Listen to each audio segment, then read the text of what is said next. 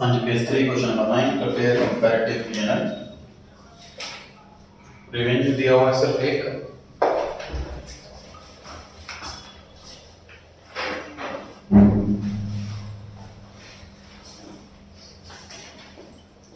Revenue from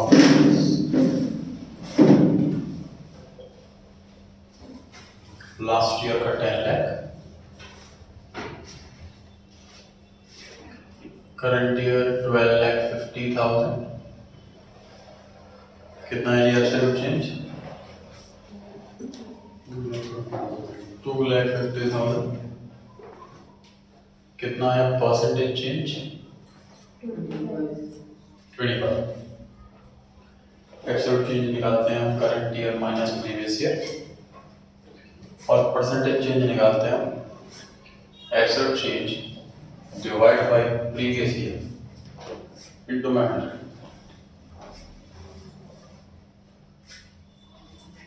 एक ही revenue में total करने की जरूरत नहीं है।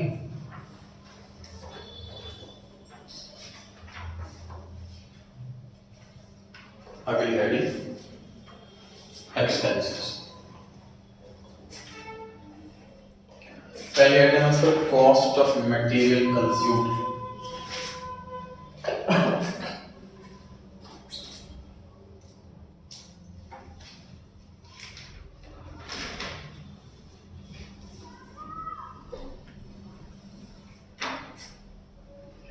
करंट ईयर भी 5 लाख, नेक्स्ट ईयर भी 5 लाख। मेहनत ही नहीं करनी, ना एब्सोल्यूट चेंज निकालना ना परसेंटेज चेंज निकालना।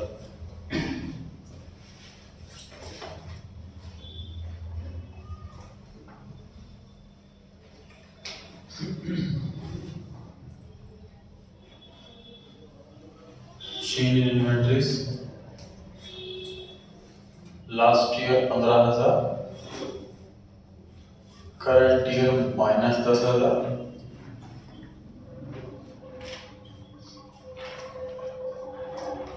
मिस्टेक होगी।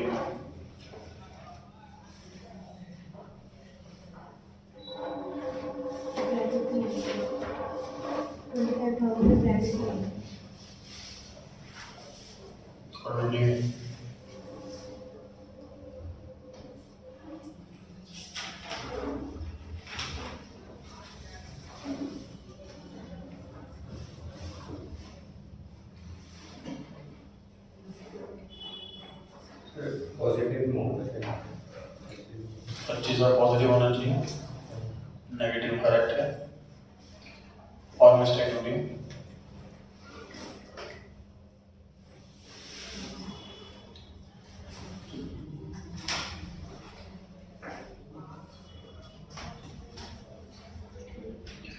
देखिए मिस्टेक क्या है। ये जो एक्सपेंस है इसका नंबर 3 है। सीक्वेंस याद होना चाहिए जी हमें। चेंज इन इन्वेंटरी तीसरे नंबर पे आता है,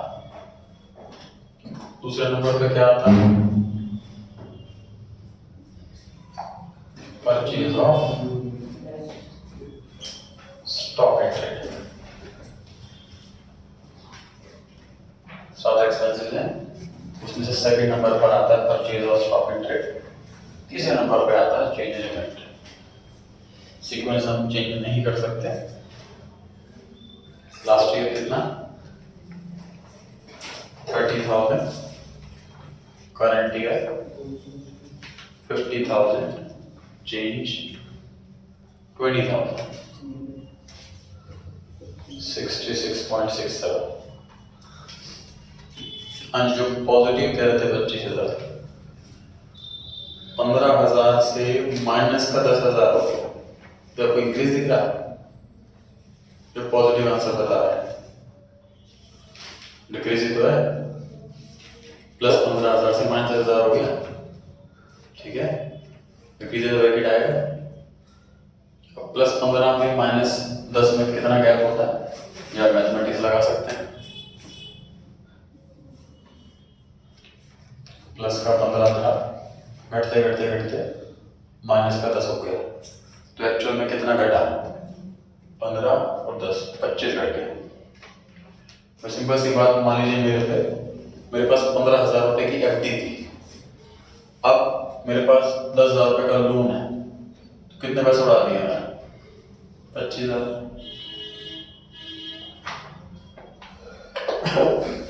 परसेंटेज चेंज के लिए 25,000 ऊपर 15,000 नीचे, एब्सोल्यूट चेंज ऊपर प्रीवियस ईयर नीचे इंटू पॉइंट। तो इसका ध्यान रखें, क्वेश्चन इस पर जैसे मर्जी दे सकता है, हो सकता है क्वेश्चन एक्सपेंस ऊपर दे दे, इनकम नीचे दे दे। क्वेश्चन के मार्क्स नहीं कटने, आंसर के मार्क्स कटने हैं।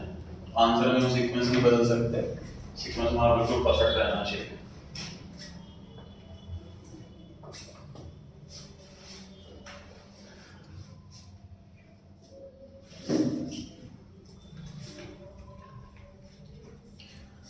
चौथा एक्सपेंस अदर एक्सपेंसेस, ये अमाउंट में ना दे करके परसेंटेज में दिया है। परसेंटेज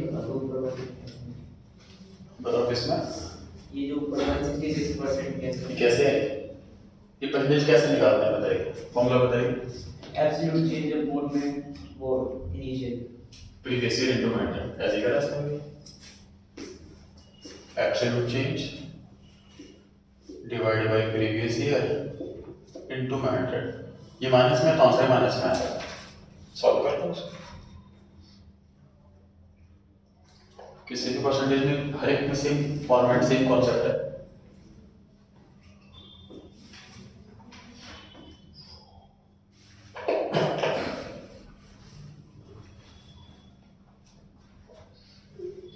अदर एक्सपेंसेस के लिए क्या लिखा होगा इसका? Cost of revenue from operation.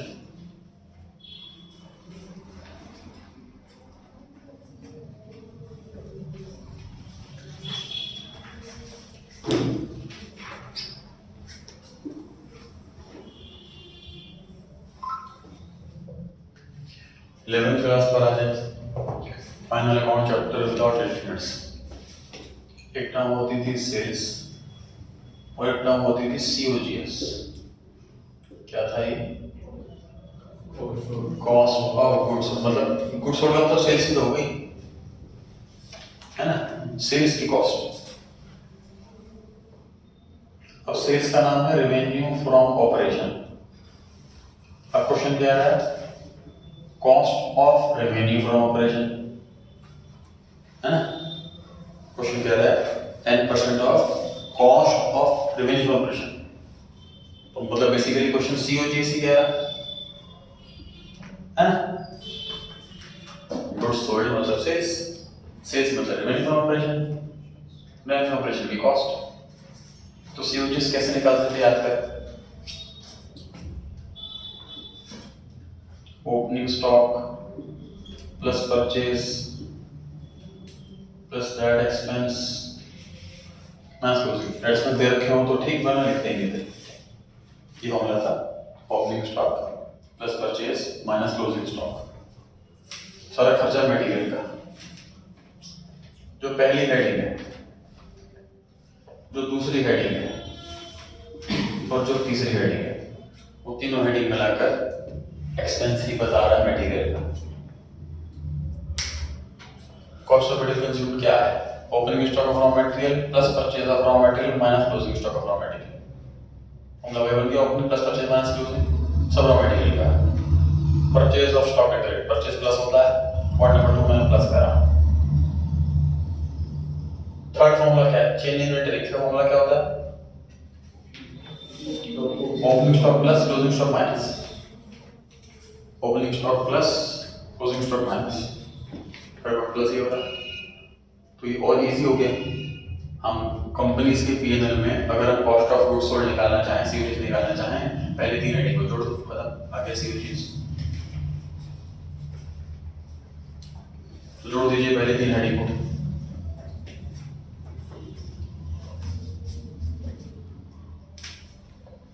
बताइए कितना आया 2013 में?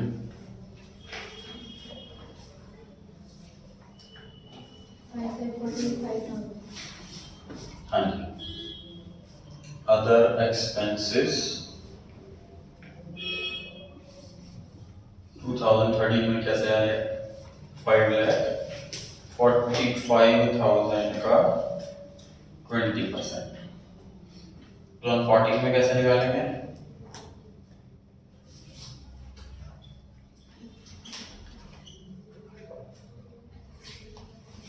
लिखो 12 की नहीं थी। अभी से क्या सीखा? कॉस्ट ऑफ रेवेन्यू बोला हुआ हो तो हम पहले की हेडिंग को जोड़ देते हैं, उससे कॉस्ट ऑफ रेवेन्यू निकल आता है।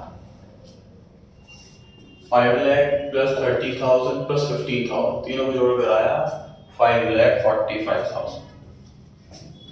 20% क्वेश्चन दे रखा, कैसे याद करके नहीं जाना। ये तो आगे 2013 का, 2014 की बात कर लेते हैं। 5 लाख प्लस 50,000 माइनस 10,000 कितना है? 5,40,000। परसेंटेज अगेन क्वेश्चन दे रखे, घर से याद करके नहीं जाने। 2014 का आ गया। सेल और सीओजी इसमें कोई डिफरेंस नहीं होता है। दोबारा पूछो। सेल और सीओजी इसमें कोई डिफरेंस नहीं होता। अरे दोनों अलग अलग है बिल्कुल। ऐसे सेल, ये मार्केट में 50 रुपए का बेचा, कॉस्ट ऑफ सेल खरीदा 40 का था, 40 रुपए सीओजी है, 50 रुपए सेल है। सेल की कॉस्ट क्वेश्चन खुद ही बता रहा है, सेल की कॉस्ट। हाँ जी, कितना आया यहाँ पर? 1,09,000।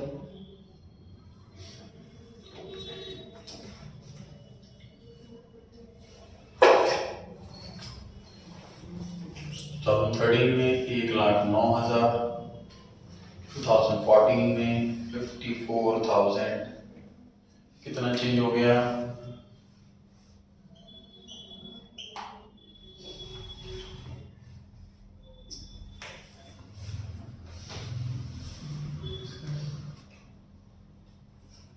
डिक्रीज हो रहा है।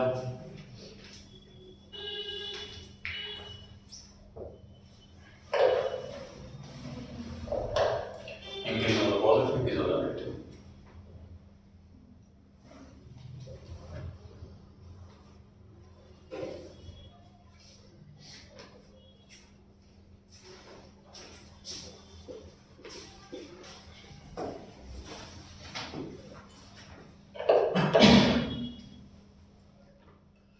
तो इस इन टाइप के क्वेश्चन से बस ये सीखना कि प्रैक्टिस बहुत ज़्यादा करने की, किस किस टाइप से क्वेश्चन आ सकता है, इसकी परसेंटेज निकालो, उसकी परसेंटेज निकालो, कॉस्ट निकालो, सेल का परसेंटेज निकालो। वैसे क्वेश्चन इंस्ट्रक्शन थे, वैसे वैसे सॉल्व करते जाना है।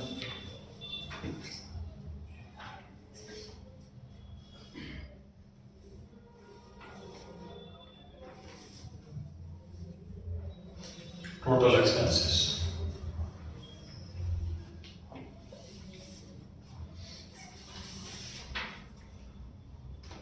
टोटल एक्सपेंस का करते हैं, गलती से रेवेन्यू ना जोड़ लें। रिदम आप भी कीजिए।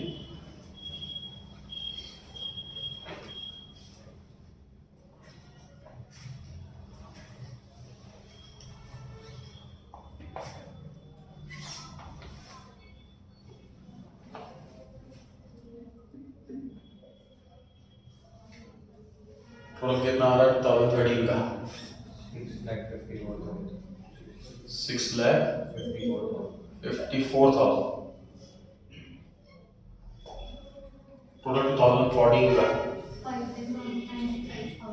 कितना? 5,95,000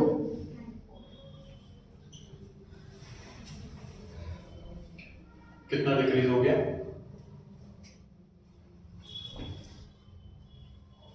60,000।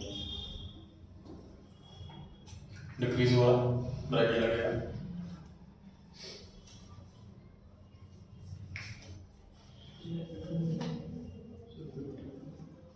लगेगा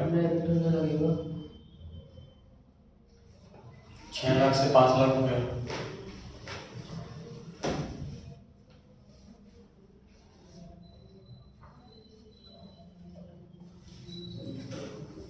परसेंटेज की बात करें तो 9.1 आ रहा है।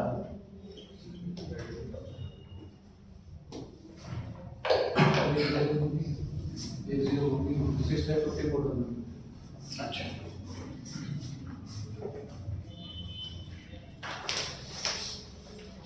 इसके बाद क्या कैलकुलेट करना होता है? Profit before tax.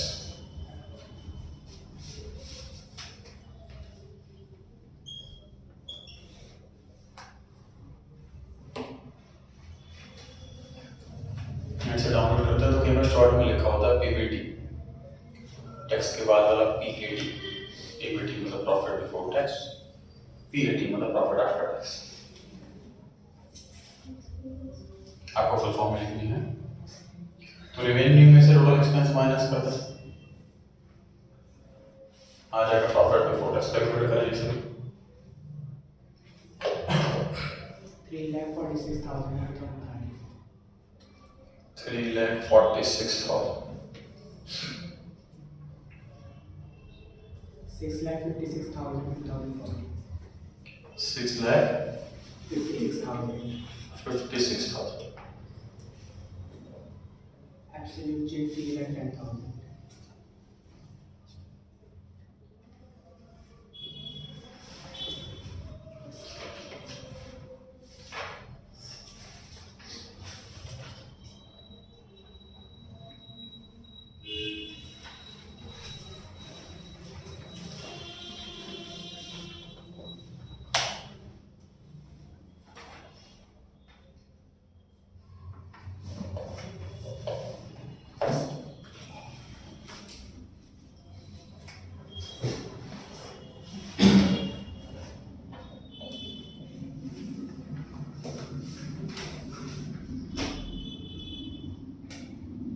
आगे टैक्स कैलकुलेट करें।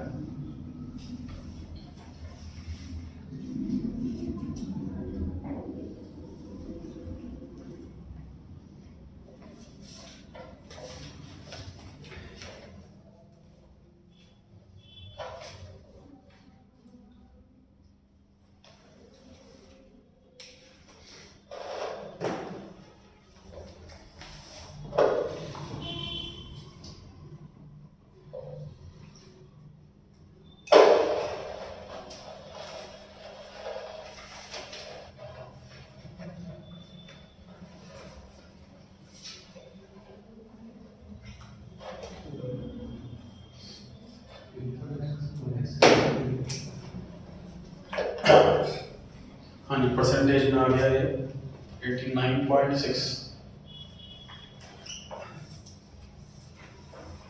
इसके बाद लेस टैक्स,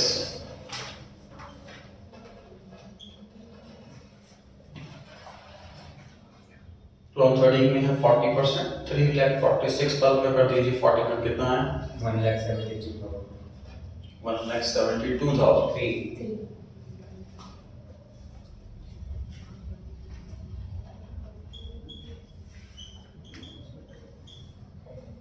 2014 में है 50%, कितना हुआ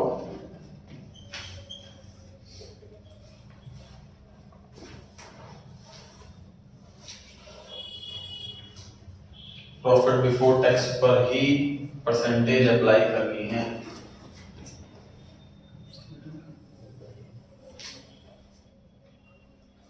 $6,56,000 का 50%, ये हो गया 3,28,000।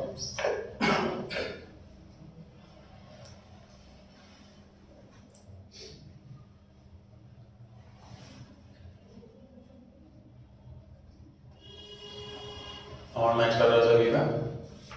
सर वो 138,400 40% है 1,384. 138,400। कैश रेट चेंज होता है 1,81,600. 1,89,600। 89,600.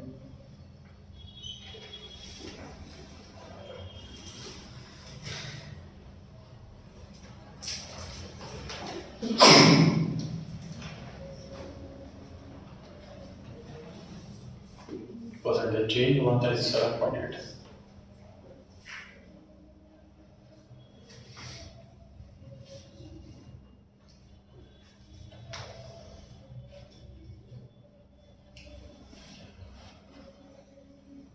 प्रॉफिट आफ्टर टैक्स कैलकुलेट करें।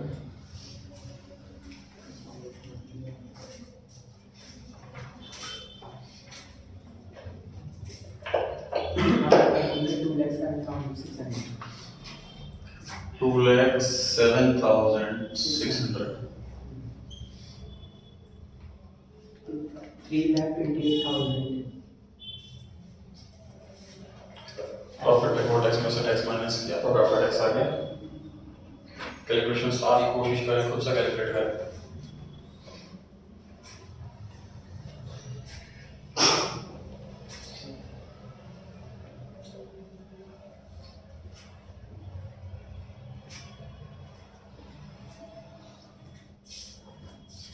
Absolute change 1,20,400.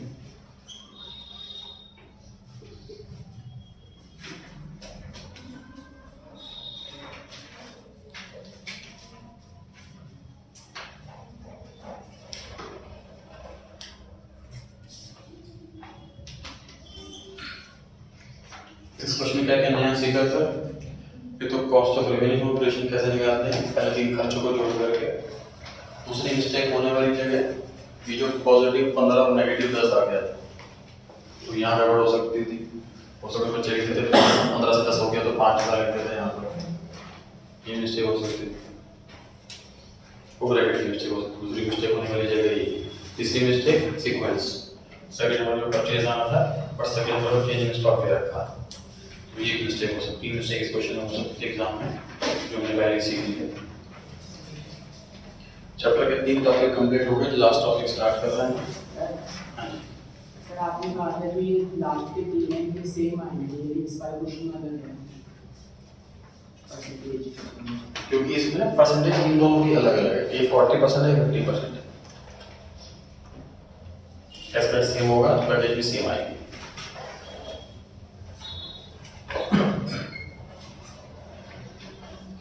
Page number 4 heading है common size statement of P&L.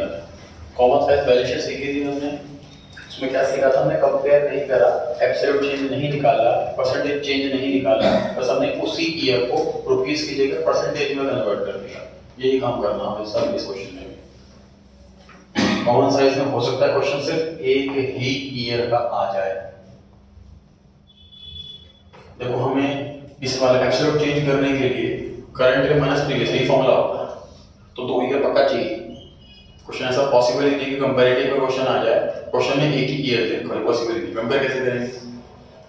मैं आपको बोलूं इस साल मेरी परसेंटेज आई है, बताओ मैंने इंप्रूव करा कि नहीं करा? आप कहोगे सर लास्ट ईयर की तो बताओ, है ना? लेकिन मैं कहूं इस साल के मेरे मार्क्स ये हैं, इसे परसेंटेज में कन्वर्ट कर दो, तो आपको लास्ट ईयर के मार्क्स नहीं चाहिए। तो कॉमन साइज वाले के लिए जरूरी क्वेश्चन 2 ईयर का हो, 1 ईयर का भी हो सकता है। कंपैरेटिव के लिए पक्का 2 ईयर चाहिए। क्वेश्चन नंबर 1 पे होमवर्क लिखा है, सेकंड क्वेश्चन करना है prepare common size statement of profit and loss, और क्वेश्चन सिर्फ 1 ईयर का दे रखा है 2019। बनाइए फॉर्मेट।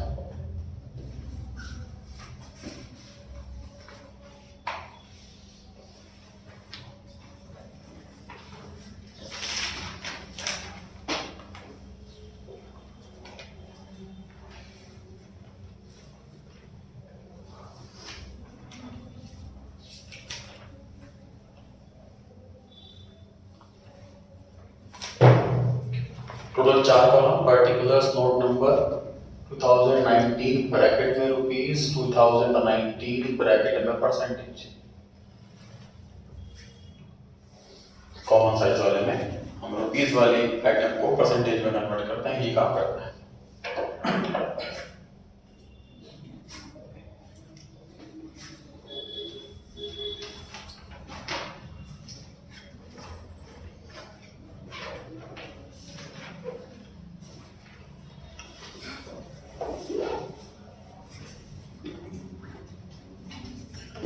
सबसे पहले आइटम देखिए sir, revenue from operations 21 lakh,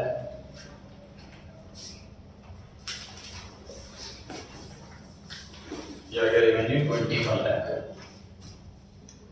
other income दे रखी है कि नहीं? करेक्ट।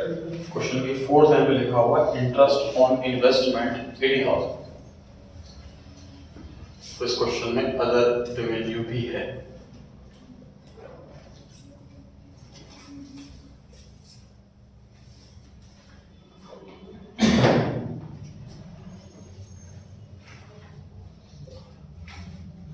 अदर इनकम 80,000 क्योंकि एक ही है इसलिए हम ब्रैकेट में मेंशन कर सकते हैं कि इंटरेस्ट ऑन इन्वेस्टमेंट वाली इनकम।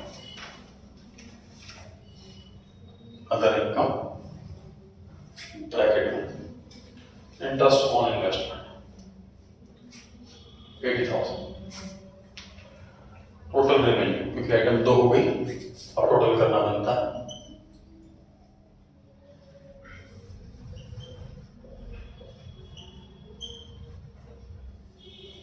$21,80,000।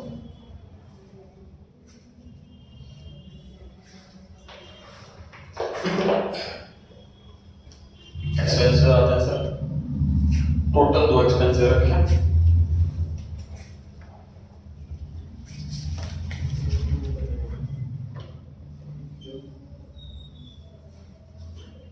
पहला एक्सपेंस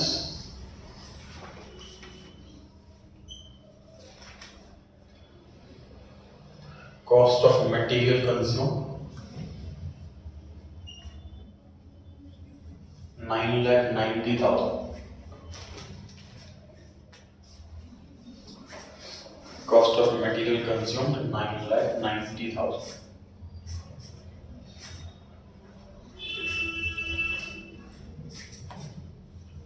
दूसरा एक्सपेंस दे रखा है other expenses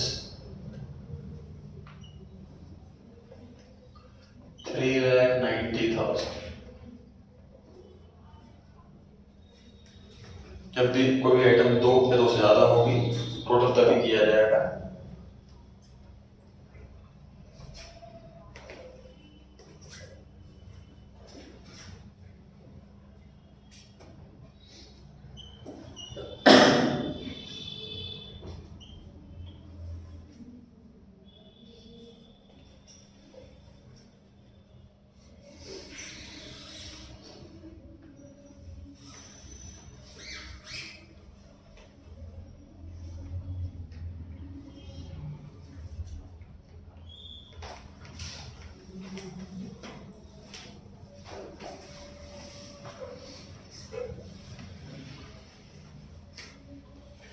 total revenue total expense minus कीजिए, फिर आएगा प्रॉफिट बिफोर टैक्स।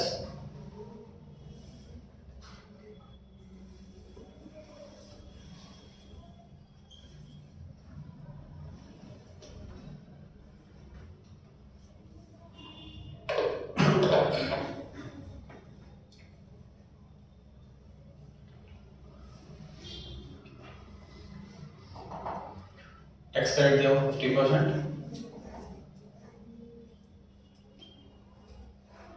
टैक्स हो गया 4 लाख,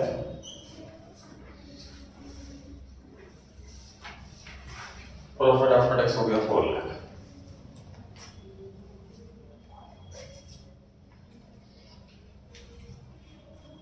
सर बैलेंस शीट वाले क्वेश्चन में जब कॉमन साइज वाला क्वेश्चन करते हैं तो डिनोमिनेटर रहता है टोटल बैलेंस शीट का। टोटल एसेट साइड का बोल लो, टोटल लायबिलिटी साइड का बोल लो, एक ही बात। पीएनएल में ध्यान दें, जो डिनोमिनेटर रहेगा वो रहेगा रेवेन्यू फ्रॉम ऑपरेशन। टोटल जो रहेगा डिनोमिनेटर वो रहेगा रेवेन्यू फ्रॉम ऑपरेशन। तो करना क्या है ये आपको, ये सब न्यूमरेटर है, सभी का डिनोमिनेटर 21 लाख इंटू मैटर 9। ये सभी न्यूमरेटर है जितने नॉर्मल लिखे हुए हैं, और सभी का डिनोमिनेटर 21 लाख, मतलब रेवेन्यू फ्रॉम ऑपरेशन डिनोमिनेटर रहेगा सभी केस। जब क्वेश्चन बैलेंस शीट वाला किया था तो क्या किया था, सारे अमाउंट न्यूमरेटर और denominator total of balance sheet. इस बार जितने भी अमाउंट है न्यूमरेटर और denominator revenue from operation. Solve करने के बाद देखते हैं क्या मीनिंग निकला इसका। देखते हैं पहले कैलकुलेशन। न्यूमरेटर 21 लाख, डिनोमिनेटर वो भी 21 लाख, आंसर आया 100। सर ये वाली परसेंटेज हमेशा 100 ही आएगी क्योंकि न्यूमरेटर जो है वही डिनोमिनेटर है। नेक्स्ट कैलकुलेशन, न्यूमरेटर 80,000, डिनोमिनेटर हमेशा रेवेन्यू मतलब 21 लाख इंटू मैटर।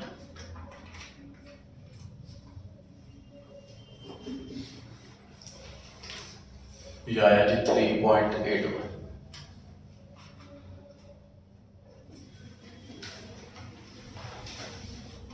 ये वाला कैसे कैलकुलेट करें? Numerator 21,80,000, denominator 21 lakh into 100।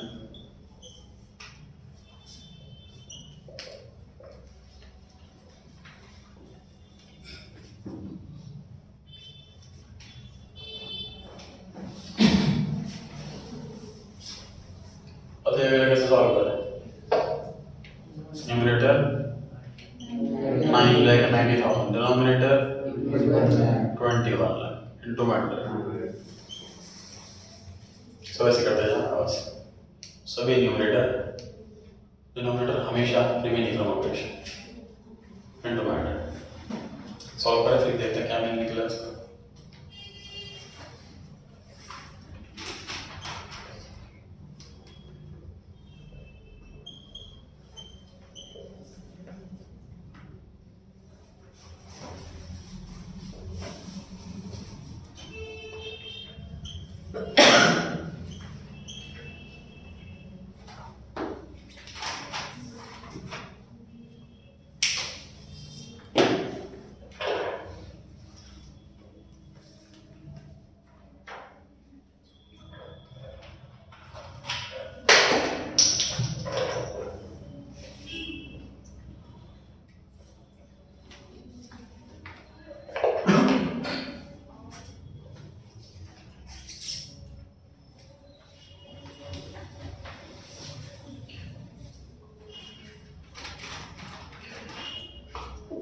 Chapter complete हो गया जी। संडे को टेस्ट चैप्टर 2 और 3 कंबाइन होगा 10 बजे।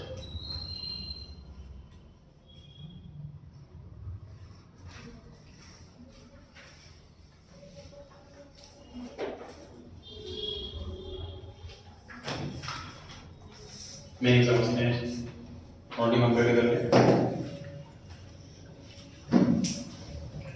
अभी सोचो ये सब कुछ ना रुपए में पढ़ो। पूरे साल में मैंने 100 रुपए की सेल करी। सर पूरे साल में 100 रुपए की सेल अगर मैंने करी तो 47 रुपीज का तो मेटेरियल खर्च हो गया। सर पूरे साल में मैंने 100 रुपए की सेल करी, 18 रुपए तो खर्चे हो गए। पूरे साल में 100 रुपए की सेल करी है तो 65 रुपए तो खर्चे में निकल गए। पूरे साल में 100 रुपए की सेल करी है, माल बेचा 100 रुपए का लेकिन कमाया सिर्फ 19 रुपए। ये परसेंटेज में कन्वर्ट करने से ये लैंग्वेज बन गई इसकी। ये सारी चीजें सेल 21 लाख है, प्रॉफिट 4 लाख है, तो कितना परसेंट बचा मुझे ये निकाल लिया हमने। 19% बचा। सेल 21 लाख है, टोटल खर्चे 13,80,000 है। कितना खर्च हो गया, ज्यादा हो गया कम हो गया पता नहीं लग पा रहा। सिर्फ 65% तो खर्च ही हो गया, अब पता लग पा रहा। परसेंटेज में कन्वर्ट करने से ये मीनिंग निकल रहा कि एक इजी लैंग्वेज में अंडरस्टैंडिंग देखो, सिर्फ है ना बड़े अमाउंट में अंडरस्टैंडिंग नहीं बनती। जिसमें एग्जांपल मार्क्स का दिया था आपको, 700 में से 540 नंबर है किसी के 1200 में से 1100 1080 नंबर है तो किसके ज्यादा है, ऐसे पता नहीं लग पाता। जब इसको परसेंटेज में कन्वर्ट करो तो पता लग पाता किसके ज्यादा मार्क्स है किसी के कम। ऐसे किसी सेल करोड़ों में है उसका प्रॉफिट इतना है, उसकी सेल करोड़ों में उसका प्रॉफिट इतना, पता नहीं लग पाता। ऐसे कंपैरेटिव नहीं हो पाता, समझ मीनिंग नहीं कर पाता। अब पता लग पाता है मीनिंग। कैसे अपने घर के मान खर्चे आप लिख रहे हो, टोटल नहीं मेरा खर्च यहाँ हुआ, खर्च यहाँ हुआ, यहाँ खर्च यहाँ हुआ, तो टोटल 60,000 खर्च आ गया महीने का। तो नहीं ऐसे पता लग पाएगा कि आप ज़्यादा खर्च कहाँ कर रहे हो, कम खर्च कहाँ कर रहे हो। इसे परसेंटेज में कन्वर्ट करो कि मैं 1 लाख रुपए कमा रहा हूँ, उसमें से मेरा 20% खर्चा इस चीज़ में हो रहा, 15% खर्चा इस चीज़ में हो रहा, तब ज़्यादा अच्छा क्लियरिटी आती है परसेंटेज की फॉर्म में। तो कॉमन साइज का मतलब हम इस बैलेंस शीट का साइज जो कि लाखों में है, 21 लाख 25 लाख लाखों में है, उसे हम साइज कॉमन करके 100 रुपए का साइज बना रहे हैं। और रेवेन्यू के टर्म्स में सबसे बेस्ट समझने के लिए सबसे बेस्ट चीज सेल। अगर मैं 100 रुपए की सेल करता हूँ तो 19 रुपए कमा रहा हूँ, 100 रुपए की सेल कर रहा हूँ 65 रुपए खर्चा, 100 रुपए की सेल कर रहा हूँ 47 रुपए मटेरियल। सबसे बेस्ट टर्म समझने के लिए वो सेल है। बैलेंस शीट में सबसे बेस्ट टर्म समझने के लिए वो टोटल है एसेट का या लायबिलिटी का। टोटल एसेट मान लीजिए 100 रुपए है तो मैंने 55 रुपए फीट एसेट में लगा रखे हैं, 15 रुपए करंट एसेट में लगा रखे हैं, टोटल मेरी लाइबिलिटी 100 है तो मेरी शेयर 45 है, या लाइबिलिटी मेरी 40 है तो लाइबिलिटी ज़्यादा है कम है, तो 100 रुपये टर्म थोड़ा इजीली समझने में आसान रहता है, डिसीजन लेने में आसान रहता है। ये पर्पस है इसका साइज कॉमन बनाने का, कॉमन साइज वैलिडेट। इसमें क्वेश्चन 2 ईयर का भी हो सकता है, 2019, 2020, तो 19 को भी कन्वर्ट करेंगे परसेंटेज में, 20 को भी कन्वर्ट करेंगे परसेंटेज में, कंपेयर नहीं करेंगे अगर कॉमन साइज मांगा है तो।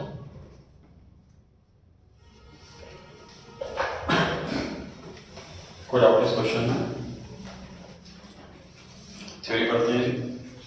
अगर एग्जाम में 1 मार्क का क्वेश्चन आया हुआ है, क्या क्वेश्चन था कि कॉमन साइज P&L में हम डिनोमिनेटर मतलब हम किसको बेस लेते हैं, तो किसमें ऑप्शन आता है A revenue from operation, option B total revenue, तो ऑप्शन ए सही है, टोटल रेवेन्यू नहीं लेते बल्कि रेवेन्यू ऑपरेशन लेते हैं क्योंकि अदर इनकम तो हो गई, उसके बेस पर डिसीजन नहीं लेते कभी भी। पहला क्वेश्चन कॉमन साइज स्टेटमेंट किसे कहते हैं, कोई यूज बताएं इसके तो आंसर कॉमन साइज स्टेटमेंट वो स्टेटमेंट है जो एक्सप्रेस करती है सारी आइटम्स बैलेंस शीट की परसेंटेज फॉर्म में कोई कॉमन बेस लेकर के। पॉइंट नंबर 2, P&L के अंदर हम रेवेन्यू फ्रॉम ऑपरेशन को बेस लेते हैं, 100 लेते हैं और सभी को उसी परसेंटेज में कन्वर्ट करते हैं। पॉइंट नंबर 3, बैलेंस शीट में टोटल एसेट्स को हम 100 लेते हैं और सारी फिगर्स को उसी परसेंटेज में कन्वर्ट करते हैं। यूजेस कॉमन साइज स्टेटमेंट के यूज क्या क्या है? पहला यूज, एक एक आइटम की इंपॉर्टेंस पता लग जाती है, इससे कितना परसेंट पैसा मैं खर्च कर रहा हूँ इसमें। दूसरा, रीजन पता लग जाता है, change in profitability and financial position of the firm. इस लास्ट ईयर का इस साल कितना था, इस साल कितना है पता लगा लास्ट ईयर। जैसे पर मटेरियल का खर्चा 47% इस साल, मुझे लास्ट ईयर 40% था तो टोटल सीगा 40% खर्चा मटेरियल हो रहा था, इस बार 47 हो रहा था, क्यों बढ़ गया खर्चा मटेरियल का, महंगा ले रहे हैं, क्या रीजन हो रहा है ना, रीजन पता लग जाएगा चीज का। Second question, preparation of common size statement is the best technique of analysing financial statements. तो एनालाइज करने के लिए बेस्ट टेक्निक है, क्वेश्चन ये बेस्ट टेक्निक हर एक को बोलते हैं थ्योरी क्वेश्चन में, उसका क्वेश्चन बोलते हैं कंपैरेटिव बेस्ट टेक्निक, उसको भी यस बोल करके एक्सप्लेन करना चाहिए क्योंकि हर एक के फायदे हैं अपनी जगह। तो yes, preparation of common size statement is the best technique. उसके बाद मैंने पूरा आंसर क्वेश्चन 1 से कॉपी पेस्ट कर रखा है, वो पढ़ लो।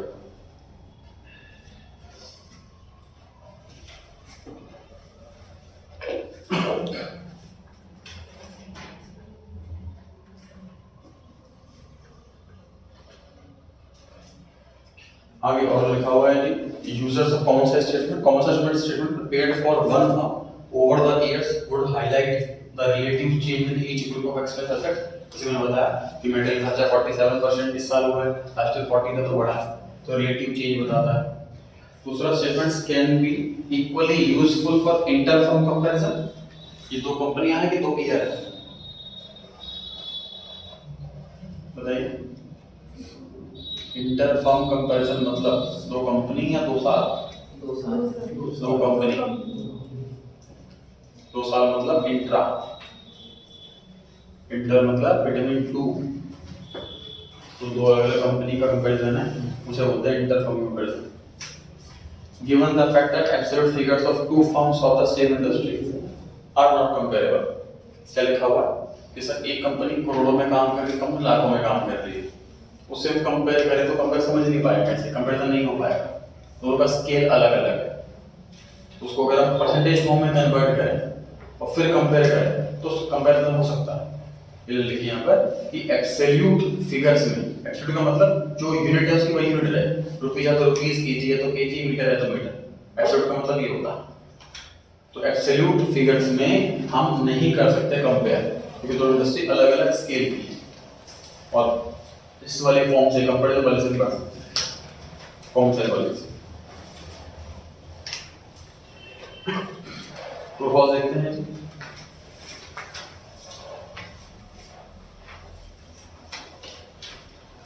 पहला, revenue from operation is not taken as 100 in preparing common statement of P&L। सही गलत है? तो फॉल्स आंसर रिमेनिंग को लेते हैं 100। Second, comparative statement are tools of analysis, बिल्कुल सही है। सेकंड, टोटल एसेट्स का लायबिलिटी का is taken as base for preparing common size balance sheet, सही है। बैलेंस शीट में एसेट लायबिलिटी का टोटल भी हम लेते हैं। Fourth, only income statement can be prepared in the form of comparative. Only word मतलब क्या रहा है, इनकम स्टेटमेंट बनेगी, पीएनएल बनेगा, बैलेंस शीट नहीं बन सकती। इनकम स्टेटमेंट का क्या मतलब होता है, पीएनएल। तो क्वेश्चन नंबर 4 ओनली वर्ड बता के कह रहा है कि बैलेंस शीट नहीं बन सकती, बैलेंस शीट बन सकती है, इसलिए फॉल्स हो गया। Fifth question, common size statement express करती है सारी की सारी फिगर्स एक परसेंटेज कॉमन बेस के अंदर, तो बिल्कुल सही है जी, कॉमन बेस हम लेते हैं बैलेंस शीट में टोटल और पीएनएल में remaining. Sixth, comparative statement vertical form में होती है, कंपैरेटिव बनती है ऐसे, previous year, current year, absolute percentage, left to right. Left to right कौन सा होता है, कंट्रोल होता है, यहाँ लिखा वर्टिकल है, फॉल्स हो गया। Seventh, common size statements are tools employed in horizontal analysis. ये वर्टिकल एनालिसिस होता है, ऊपर से नीचे, हम लेफ्ट टू राइट नहीं जा रहे, टॉप टू बॉटम जा रहे हैं, तो वर्टिकल होता है, इसलिए फॉल्स हो गया। नीचे मैंने हिंट में लिखा हुआ कि हॉरिजॉन्टल कौन सा और वर्टिकल कौन सा, ध्यान रखें। चलिए पेज, जो क्वेश्चन नंबर होमवर्क वाला है इसी पेज का, फोर्थ पेज का, वो चेक कराएं कर जाएं। कॉमन साइज स्कीम का जो पहला क्वेश्चन है, चेक कराएं कर जाएं।